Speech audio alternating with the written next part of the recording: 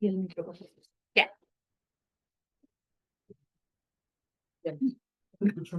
Ahí está. Muy bien. Bueno, esta me parece que ya es la última clase de este módulo. Es inmunodeficiencia secundaria. Y pues para hablar como de la inmunodeficiencia secundaria me gustó como empezar con ya, con esta tabla que es más bien como representativa de lo que hace pues el sistema inmune cuando está expuesto a cualquier microorganismo, a cualquier estímulo.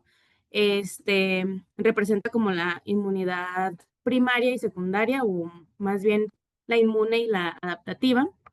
Y también está separada por la inmunidad tumoral y por la inmunidad celular. Este, Al final, como lo importante de la plática es saber que la cascada final, que son las funciones tanto de la inmunidad tumoral como de la celular, es lo que se va a ver afectado en la inmunodeficiencia secundaria. Y pues justo la definición es eso, el deterioro de la función de las células o de los tejidos que conforman el sistema inmune causado por un factor extrínseco. Si hablamos de un factor intrínseco, pues hablaríamos de una inmunodeficiencia primaria. Puede afectar a cualquiera de las dos o en conjunto. Eh, la forma de la exposición, la respuesta de los linfocitos, sus mecanismos efectores o al final la fagocitosis, la producción de anticuerpos, la opsonización de los mismos o los mecanismos de eliminación de estos patógenos que están intracelulares. Y pues esta heterogeneidad de lo que es la función del sistema inmune, pues va a dificultar tanto la evaluación para el diagnóstico como para el tratamiento. Y recordar que la inmunodeficiencia secundaria puede ser transitoria, puede ser reversible, pero en algunos casos, que son los más complicados, puede ser persistente. Aquí en esta tabla se representa tanto la intrínseca, que es la del lado como salmoncito, y la extrínseca, que es la del lado azul.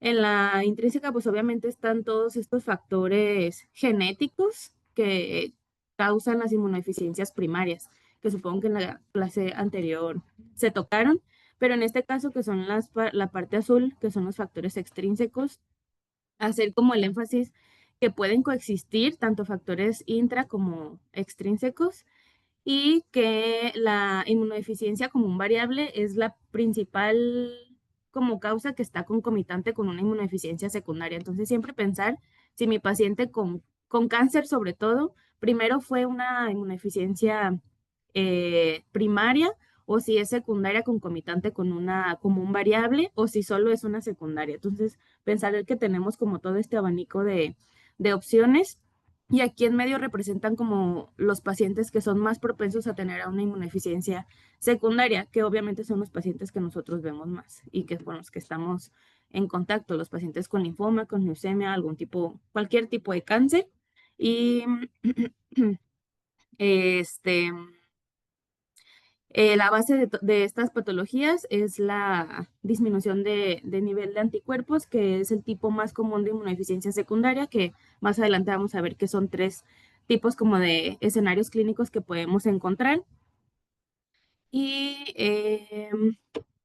estas son las etiologías como a grandes rasgos del por cual vamos a tener esta inmunodeficiencia secundaria. Aquí en esta gráfica se engloban un poquito más los extremos de la edad, tanto los prematuros como las personas de la tercera edad son como las más propensas, algún síndrome que tengan de base, la infección por HIV sigue siendo la más común y nosotros nos englobamos como en estos, yo diría que en estos tres, porque los pacientes obviamente que tienen algún tipo de cáncer, ya sea linfoma, leucemia, usamos quimioterapia, radioterapia, el uso de corticoides crónico y sobre todo en México, que la malnutrición pues obviamente casi la tenemos en el 50% de nuestros pacientes. Y yo no había visto que el porcentaje de patologías que te hacen perdedoras de proteínas en pacientes oncológicos es hasta de un 20%. Entonces sí es importante cuando nosotros tenemos la sospecha de una inmunodeficiencia secundaria hacer como el screening de que no tenga una patología perdedora de proteínas, ya sea por enteropatía o por nefropatía, con estos pacientes que hacen tubulopatías y demás, que también son perdedores de proteína, porque eso altera tanto la barrera de las mucosas, o sea, lo que es piel y mucosas, la forma de la fagocitosis y de la citotoxicidad de los linfocitos, la producción misma de los anticuerpos y obviamente los linfocitos T, que son los más mermados cuando tenemos estas patologías perdedoras de proteínas.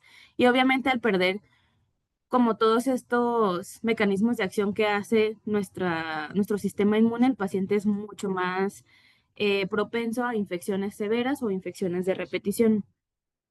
La respuesta final de esta alteración al sistema inmune, pues es alteración en la inmunovigilancia, desde la presentación de los antígenos hacia nuestras células efectoras, la disbiosis, la inflamación persistente de las mucosas que mantienen en un estado de alerta al sistema inmune, pero a la vez lo vuelven flojo. Así fue como lo entendí. Está tan alerta y todo el tiempo como tan estresado porque está inflamado que deja de funcionar y dice, ahí ya, esto es un estado basal y ya no voy a funcionar, ya me cansé.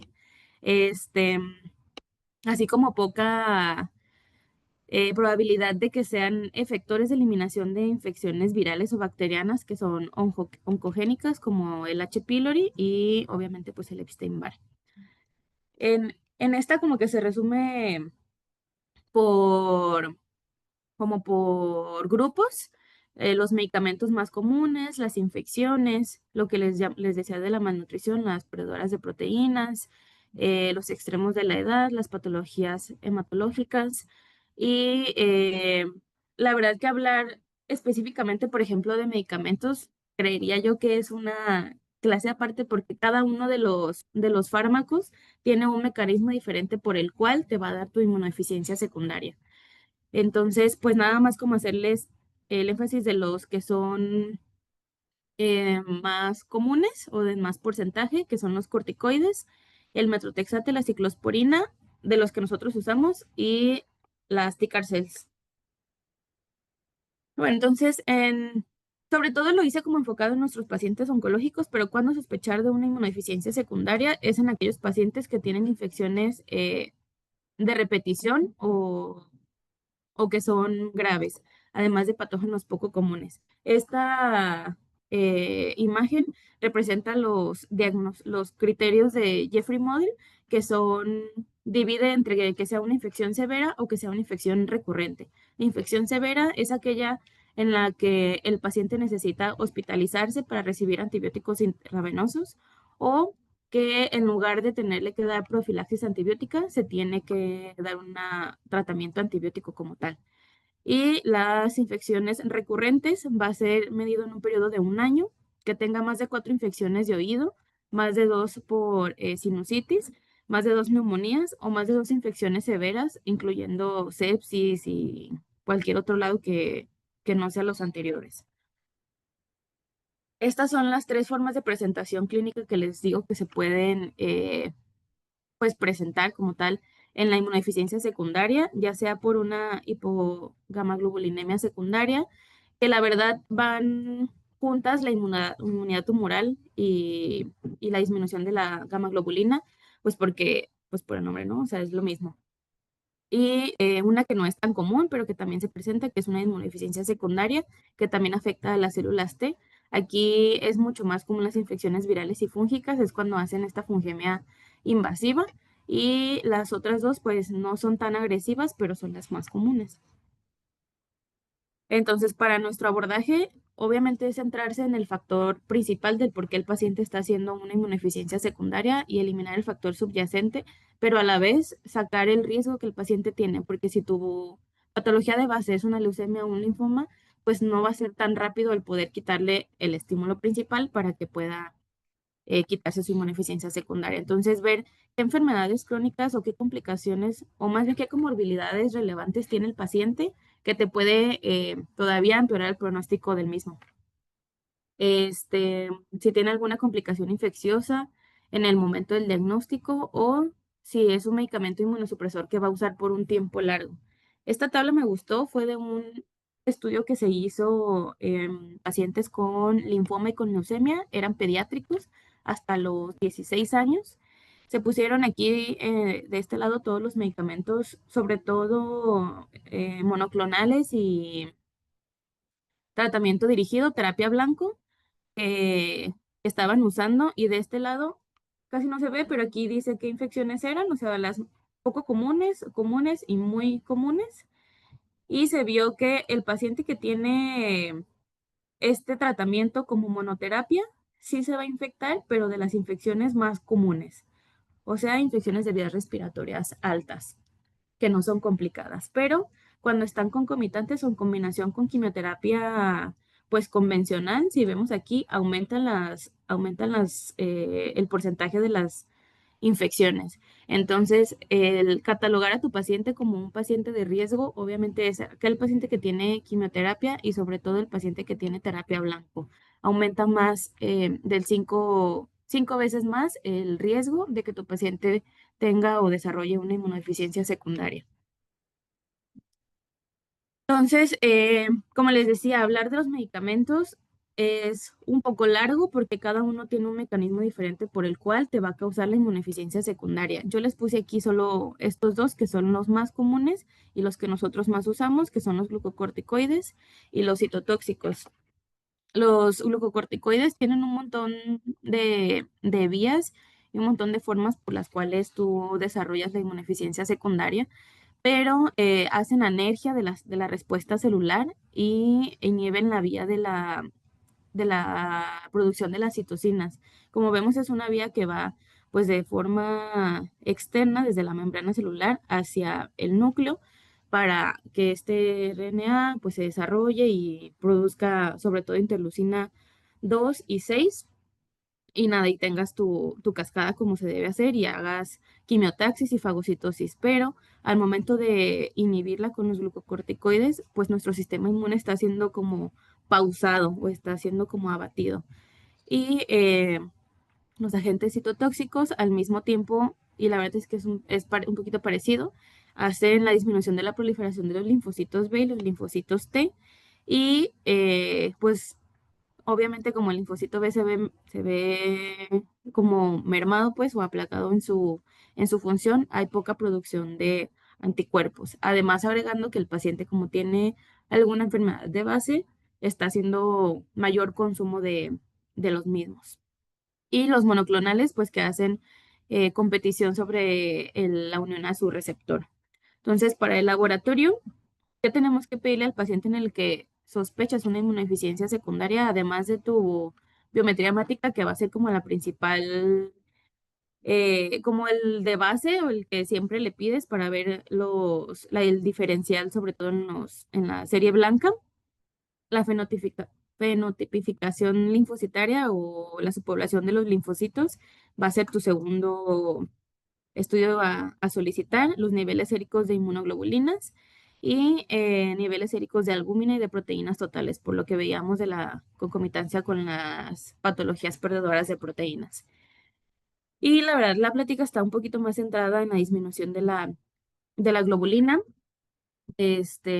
Como les decía, es la forma más común de presentación y si lo hemos visto, sobre todo en la clínica de leucemias, la forma de indicar nosotros o el tratamiento de la inmunoglobulina a veces es como, no está tan estandarizado, sobre todo. Entonces, la hipogamaglobulinemia es una inmunodeficiencia secundaria de tipo humoral, en donde obviamente están reducidos los niveles de inmunoglobulina. Aquí les puse dos tablas de los niveles por edad. Hay diferentes referencias. Esta es de Harriet Lane y esta es de Jeffrey Model, que es el mismo que hizo la definición de las infecciones. Entonces, yo supongo que este es más confiable. Siempre hay que fenotiparla si es transitoria o si es persistente. Y recordar que sobre todo nos basamos en la IgG. Para pediátricos, la disminución de la IgA y de la IgE, como una inmunodeficiencia secundaria, no está tan descrita y no se tienen como un tratamiento dirigido. Eh, el objetivo del tratamiento o de lo que nosotros le vamos a ofrecer al paciente es disminuirle las infecciones, el que no esté en constante inflamación, tratar obviamente la condición primaria y al momento de nosotros reducir este periodo como de inflamación crónica, el paciente tiene mejoría para la producción de anticuerpos, además de darle también profilaxis antibiótica dependiendo de los niveles de inmunoglobulinas con los que tengamos o los basales. Entonces, las medidas generales obviamente son que el paciente no esté expuesto a personas enfermas si ya documentamos que el paciente tiene inmunoglobulinas disminuidas para la edad, que son por debajo de 2 desviaciones estándar o con las tablas que les mencioné anteriormente. Además del seguimiento periódico, considerar si necesita profilaxis antibiótica el paciente que está con infección recurrente y dar una terapia de sustitución con inmunoglobulina es lo ideal. Si es un paciente que va a iniciar con algún monoclonal, pensar en la vacunación, sobre todo por encapsulados. Y aquí les puse como qué vacunas solicitar, que son las mismas que solicitamos o pedimos cuando un paciente va a tener esplenectomía, sobre todo para estreptococo pneumoniae, Neisseria meningitis y Haemophilus influenza tipo B. Eh, y lo otro es ofrecerle una terapia de reemplazo. La terapia de reemplazo es administración sobre todo de IgG y nos ayuda a disminuir la recurrencia de las infecciones, pero también a darle una mejor respuesta cuando el paciente está recibiendo quimioterapia. Entonces, hay dos tipos, hay un manejo inmunomodulador y hay un manejo por sustitución. Aquí es la variante de las dosis. Cuando tú vas a inmunomodular al paciente, la dosis va de 700 miligramos a 1 gramo por kilo y dependiendo si tú pones intramuscular, intravenosa o subcutánea, es la frecuencia de las dosis. Si es intravenosa y subcutánea, pones cada 3 a 4 semanas. Perdón, intramuscular no, solo intravenosa o subcutánea. Y si hay opción de poner una subcutánea que sea facilitada, o sea, que pongas hialuronidasa primero, esa puede ser 1 vez por semana o 2, entonces es menos frecuente. Algo que veo que no hacemos, que es como el nivel valle, que sea que se tiene que tomar inmediatamente antes de la infusión de la siguiente dosis de inmunoglobulina para ver que esté alcanzando como objetivos de nivel valle y ver si de verdad el paciente necesita la infusión cada 3, cada 4 o antes, o sea, cada 2 semanas. Si el paciente está recibiendo aparte de la inmunoglobulina profilaxis con antibiótico, debe medirse mensualmente la inmunoglobulina para ver que esté cubierto de ambas formas. Y a diferencia de la terapia para inmunomodular, la terapia de sustitución tiene que ser de 1 a 2 gramos por kilo. En la otra puedes darle hasta 700. Y aquí sí es de 3 a 4 semanas. Oye, ya, es todo. ¿Cuál fue la? Ah, doctora, no la puse, pero aquí la tengo.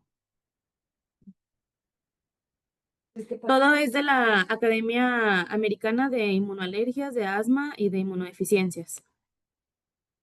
Ujú. Muy bien. Y aquí ¿Tienes la están. fecha? Pero se las pongo de todos modos para que las... Sí, es que cada diapositiva debe tener Ujú. su cuenta. ¿Tienen alguna duda, algún comentario, algún paciente que comentar? Tenemos justo pienso que entra, sí, va a entrar de eso, pero no sé qué tanto se ha estudiado el niño que está, no sé si sigue en terapia, ¿no? El niño que tiene. Ujú. Ese niño, ¿no le han interconsultado inmunología?